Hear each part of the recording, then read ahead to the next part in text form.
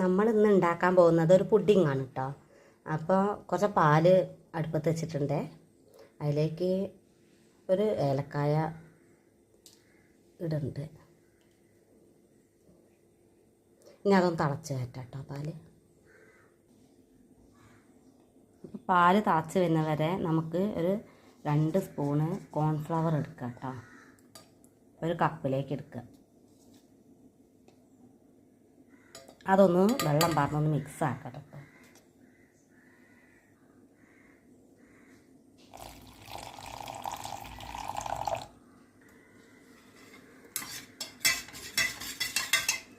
അപ്പോൾ നന്നായിട്ട് മിക്സ് ആയിട്ടുണ്ട് കേട്ടോ. നമ്മുടെ പാല് തിളയ്ക്കുന്നുണ്ട്.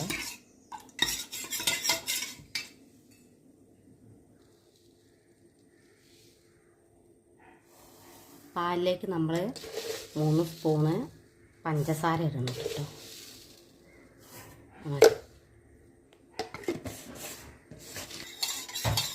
നമ്മൾ മിക്സാക്കി വെച്ച കോൺഫ്ലവർ ഇതിലേക്ക് ഒഴിച്ച് കൊടുക്കുക കേട്ടോ.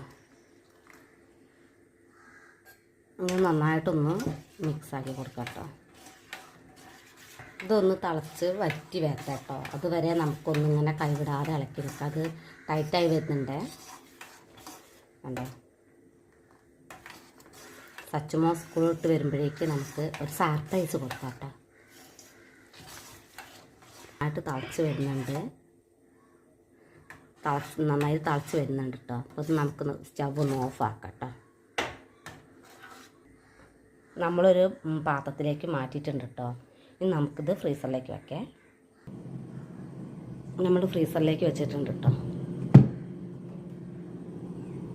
നേരത്തെ നമ്മൾ ഉണ്ടാക്കിയിരുന്ന പുഡിങ്ങാണ്. സച്ചുമോൻ വന്നിട്ട് തരാമെന്ന് പറഞ്ഞതായിരുന്നു കേട്ടോ. ഭയങ്കര നാണം മോൻ ക്യാമറയ്ക്ക് മുന്നിൽ വരാനേ.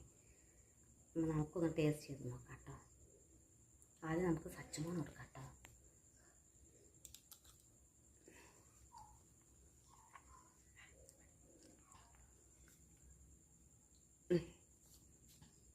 എങ്ങനെയുണ്ട്? Okay bye.